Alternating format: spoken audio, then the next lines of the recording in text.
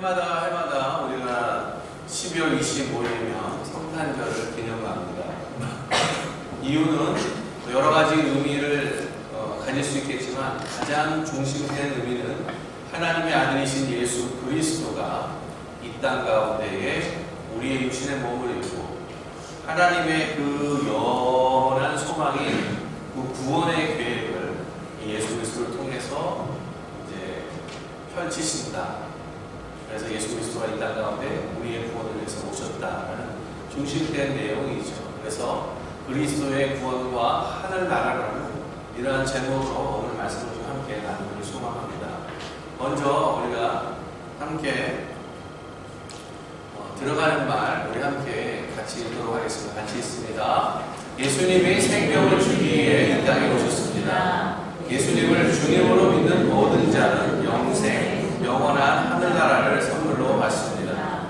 성탄절은 예수님이 세상을 구원하시기 위해 이 땅에 오심을 믿는 모든 사람들에게 특별합니다.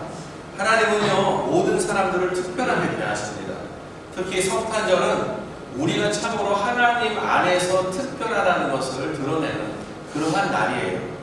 그래서 하나님의 은혜로 가득한 이 특별한 대접이 우리를 하나님이 주시는 은혜, 그것을 믿음으로 말미암아 구원에 이르는 그것으로 우리의 삶을 이끈다는 것입니다.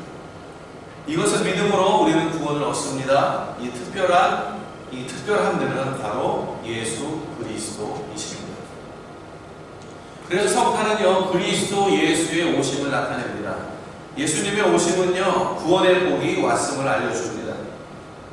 예수님의 구원을 베푸시는 분이기 때문에 그렇습니다. 구원의 복을 주시는 것이죠.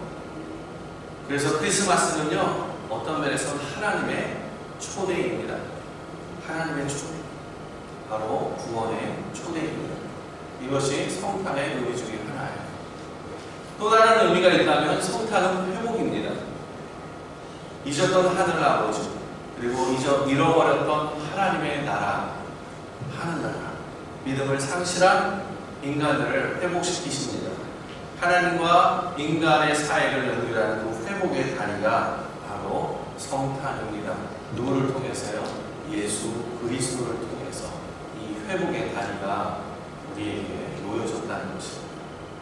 예수님을 통해 우리는 하나님과 화목합니다. 그리고 예수님을 통해서 세상과도 화목합니다. 특별히 예수님을 통해서 나와 내 자신 그 사이에 회복함과 화목이 있게 되는 것입니다. 오늘 본문을 통해서요, 우리 성탄절에 오신 예수님을 좀 발견하기를 소망합니다.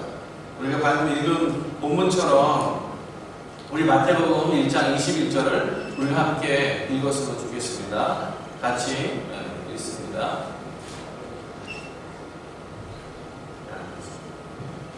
같이 읽습니다. 시작. 아들을 낳으니 이름을 예수라 하라. 이는 그가 자기 백성을 그들의 죄에서 구원할 자이심이라 하더라.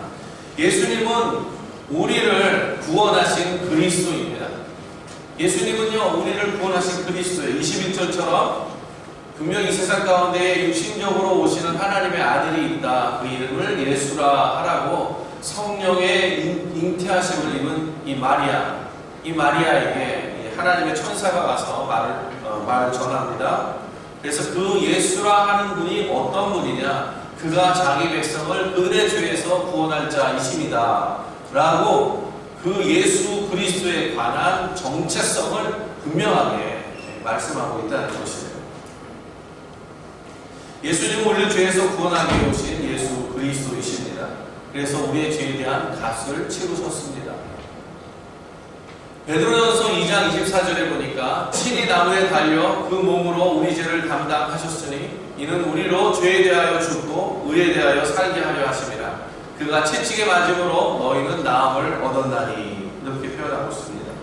우리의 죄를 위해서 친히 나무에 달리셨다고 말씀하십니다. 우리의 죄를 대신 담당하셨다는 것이죠. 그래서 우리의 죄가 죽고 하나님의 의가 우리를 살리셨다는 것입니다. 그래서 예수님의 십자가에서 흘리신 그 피는 우리의 죄를 위해서 흘리신 피입니다. 그래서 그 죄가 그 예수님의 피로 인해서 정결케 되고 거룩하게 되는 것이고 우리를 구별하게 되는 것이고 그리고 우리를 하나님의 의로운 자로 세우는 그것이 바로 예수 그리스도의 흘리신 보혈의 능력 가운데 있는 것입니다. 그래서 예수님은요, 우리를 대신해서 하나님이 요구하시는 죄값을 대신 받으셨다는 것입니다. 그런데 누가 이러한 죄사함을 받을까요? 바로 주님을 자신의 구원의 주님으로 인정하고 믿는 사람들을 위해서 이러한 죄값을 죄사함을 받는다는 것입니다.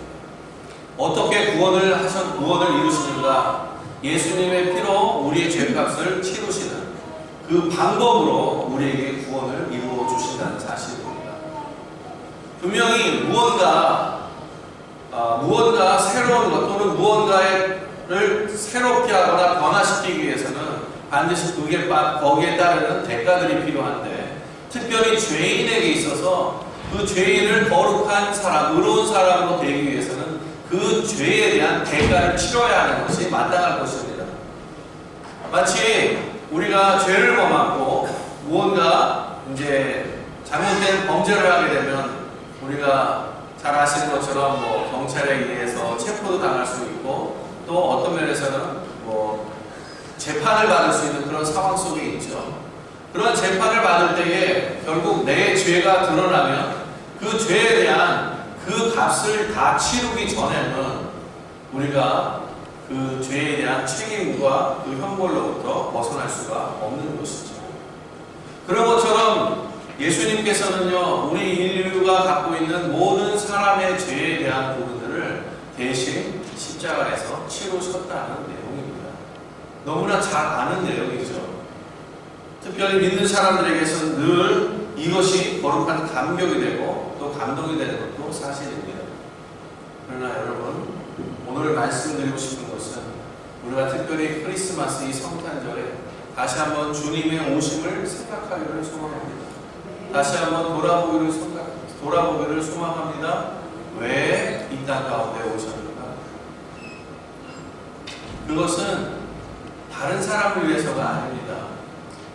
바로 우리 자신 한 사람 한 사람을 위해서 예수 그리스도가 이 땅 가운데 오셨다는 것입니다. 그래서 나와 관계가 없는 것이 아니라 나와 너무나 절대적인 관계가 있는 것입니다. 여러분, 구원을 통해서 이렇게 예수님께서 우리의 죄값을 치르시고 우리에게 주를 믿는 모든 사람마다 하나님께서 구원에 대한 은혜를 베풀어 주셨는데, 그럼 이 구원에 대해서 우리에게 유익은 무엇인가? 라는 것입니다. 구원을 얻은 사람들의 유익이 무엇인가? 굉장히 많지만 그 중에 오늘 말하고자 하는 것은 몇 가지입니다. 그 중에 첫 번째가 뭐냐면 구원의 유익이 바로 생명입니다. 생명. 예수 그리스도를 주님으로 믿는 자들에게는 하늘로부터 오는 하나님으로부터밖에 올 수 없는 생명이 그 안에 생성되게 됩니다. 이것은요, 지상에 존재하지 않은, 이 세상에 존재하지 않은 생명입니다. 오직 하나님께로부터밖에 올 수 없는 그 생명이에요. 그래서 고린도후서 5장 17절에는 그렇게 말합니다. 그런즉 누구든지 그리스도 안에 있으면 새로운 피조물이라, 이전 것은 지나갔으니 보라 새 것이 되었도다 라고 말씀하고 계시는 거예요. 여러분, 내가 예수 그리스도를 믿는 것은 새로운 창조 속에 들어가는 것입니다. 마치 하나님께서 이 세상을 말씀으로 없는 것 가운데 있게 하시는 그 새로운 창조 속에 들어가게 한 것처럼 우리를 죄 있는 죄인으로부터 죄 없는 의인으로 만드시는, 하나님밖에 할 수 없는, 이 세상에 존재하지 않는 그런 새로운 창조를 바로 예수 그리스도를 통해서 했다는 것이, 그것이 바로 새로운 생명력으로 살게 하는 하나님이 주신 유익입니다. 그래서 요한일서에는 이렇게 말합니다. 또 증거는 이것이니 하나님 우리에게 영생을 주신 것과 이 생명이 그의 아들 안에 있는 그것이니라.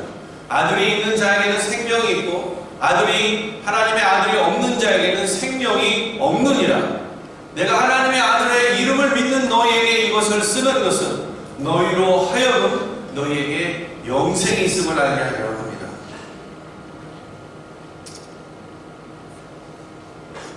생명을 주시기 위해서 오셨습니다. 하나님의 아들을 믿는 자에게는 이 생명이 있는 것입니다. 하나님의 아들의 이름을 잃은 아들이 없는 자, 믿지 않는 자에게는 이 생명이 있을 수가 없는 것이죠. 도둑이 오는 것은 도둑질하고 죽이고 멸망시키려는 것뿐이요 내가 온 것은 양으로 생명을 얻게 하고 더 풍성히 얻게 하려는 것이라. 도둑은 뺏으려고 오잖아요. 그러나 주님은 생명이 넘치도록 진정한 생명을 누리도록 이 땅 가운데 우리를 위해서 오셨습니다. 그래서 생명을 주시기 위해서 예수님이 이 땅 가운데 오셨습니다. 두 번째는 바로 영생, 영원히 사는 것, 하나님 나라의 삶을 이야기합니다. 그 영생을 주시기 위해서 오셨다라고 그렇게 표현합니다. 요한복음 5장 24절에 보니까 내가 진실로 진실로 너에게 이르노니 내 말을 듣고 또 나 보내신 이를 믿는 자는 영생을 얻었고 심판에 이르지 않은 사망에서 생명으로 이르느니라. 영생.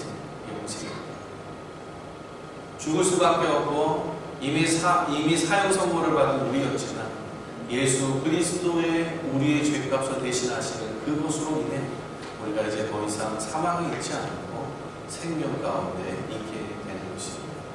그래서 영생의 삶을 하나님과 함께 더불어 살아가요. 하나님 나라의 삶을 우리가 하나님과 함께 더불어 살아가는 것입니다. 누가 이 생명을 얻는가? 그리고 누가 이 영생을 얻는가라는 것입니다.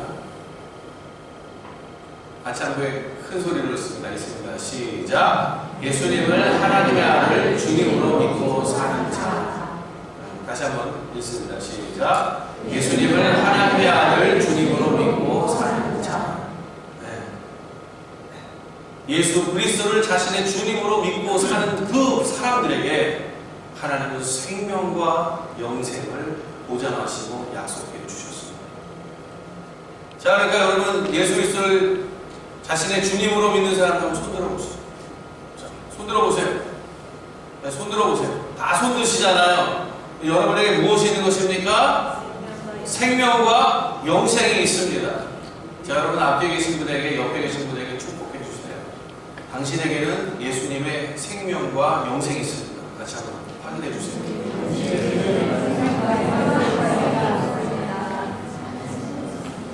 당신에게는 생명과 영생이 있습니다.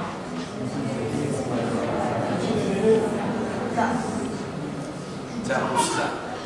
요한복음 1장 12절을 보니까 영접하는 자 곧 그 이름을 믿는 자들에게는 하나님의 자녀가 되는 권세를 주셨으니, 여러분 이 하나님의 자녀가 되는 권세가 하나님이 갖고 계신 그 권세를 다 주시는 거예요.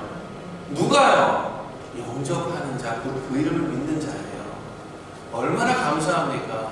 내가 얼마나 재산을 많이 가졌냐? 내가 얼마나 사회적으로 너무나 많은 지위를 누리고 있고 명예를 가지고 있고 얼마나 많은 사회적인 봉사를 하고 있느냐? 그런 것도 중요한 게 아니에요. 나의 직업이 중요하지 않아요. 내가 얼마나 많은 일을 위해서 이 일을 위해서 헌신하고 있는가 이거 중요하지 않아요. 주님이 따지는 건 내 이름을 영접했느냐 영접하지 않았느냐, 예수님을 영접했느냐 영접하지 않았느냐, 예수님을 자신의 주님으로 믿고 인정하느냐 그리고 그러한 삶을 사느냐 아니냐. 주님은 이것을 보고 계시는 거예요. 예수 그리스도를 주님의 이름으로 믿고 또 주님이 사신 그 삶을 감당하고자 하는 모든 분들에게 그리고 하나님의 생명과 영생이 그리고 하나님의 권세가 여러분에게 주어졌음을 다시 한번 주님의 이름으로 선포합니다. 네. 자, 그래서 영생을 따라 사는 삶을 우리가 이 세상에서 사는데, 그런데 바로 하나님의 나라의 삶을 사실은 간접적으로 우리가 맛을 보면서 살아가고 있는 거예요. 자, 우리가 이것을 어떻게 설명할까 참 고민했어요. 하다 보니까 그냥 가장 쉽게 말씀드리고 싶은 거예요.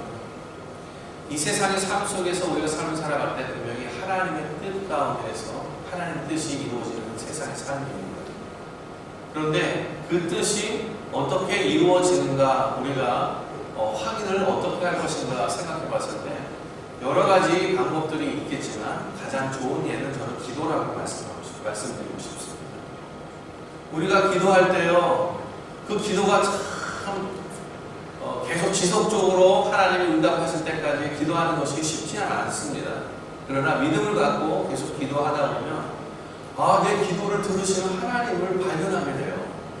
또 나의 삶 속에 나의 기도를 들어주시는 하나님을 경험하게 돼요. 그것이 바로 하나님 나라의 삶 속에 사는 한 가지의 이유입니다. 내가 하나님 나라에 사는 이유예요. 그것이 왜?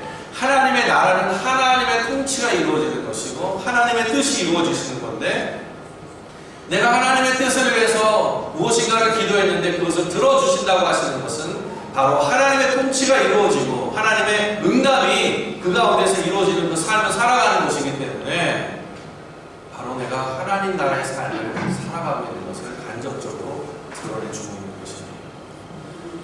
사랑하는 성도 여러분, 기도하십시오.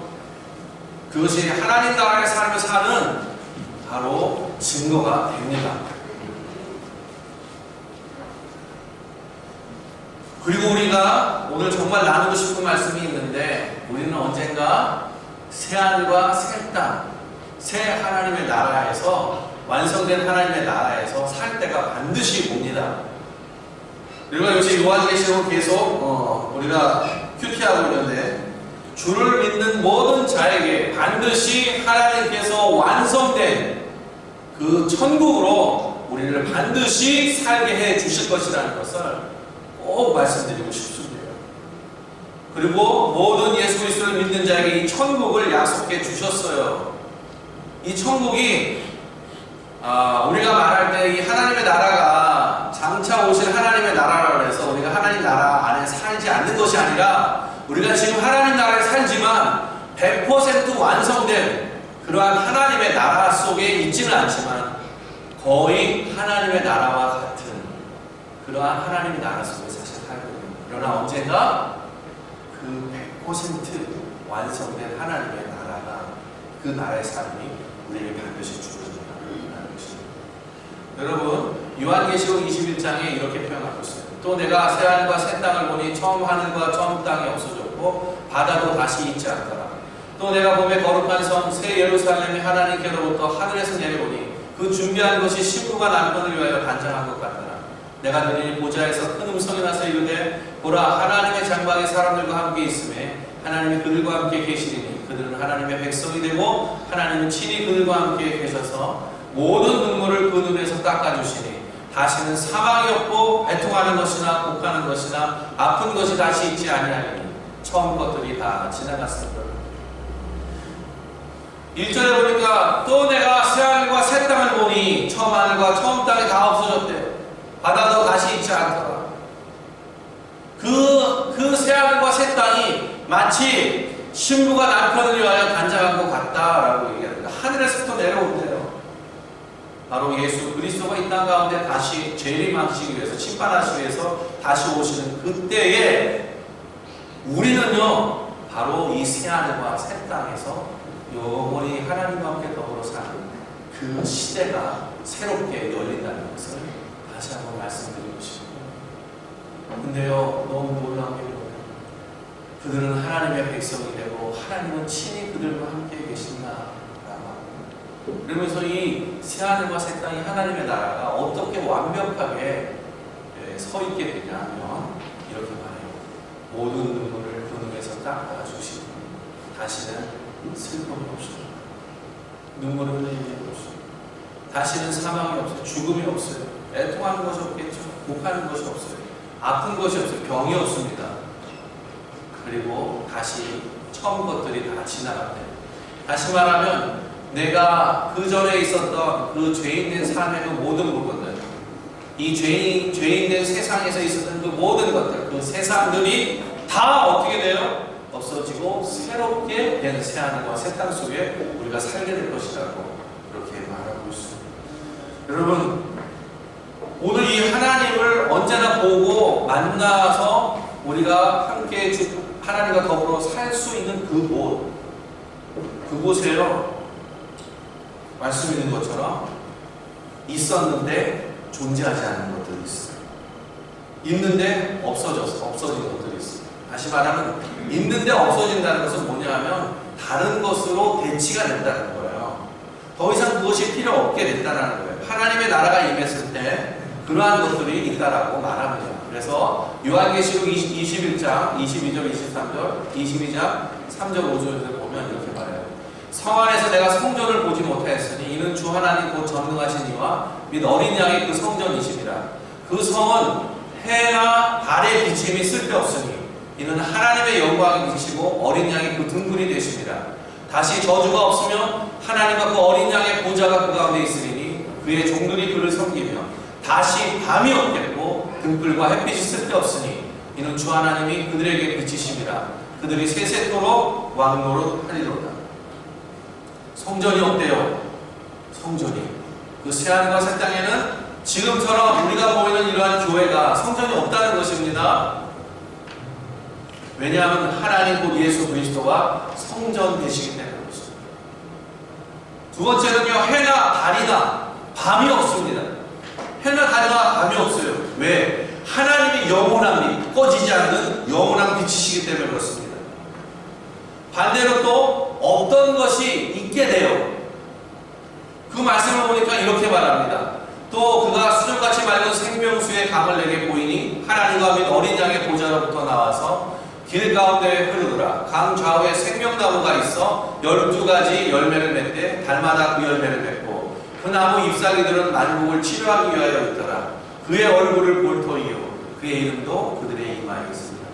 여러분, 생명나무 하면 생각나는 게 어디십니까? 하나님께서 처음으로 창조하셨을 때 그때 두셨던 생명나무, 그 에덴 동산에 중앙에 두었던 두 가지 나무가 있었죠. 생명나무와 선악과입니다. 근데요, 오늘 본문에서 보면 새하늘과 새 땅에는 선악과가 없어요. 오직 생명나무가 그 안에 다시 나옵니다. 왜 그럴까? 그 이유는 단 하나입니다. 더 이상 선악을 알게 하는 그 나무를 먹을 필요가 없어요. 왜?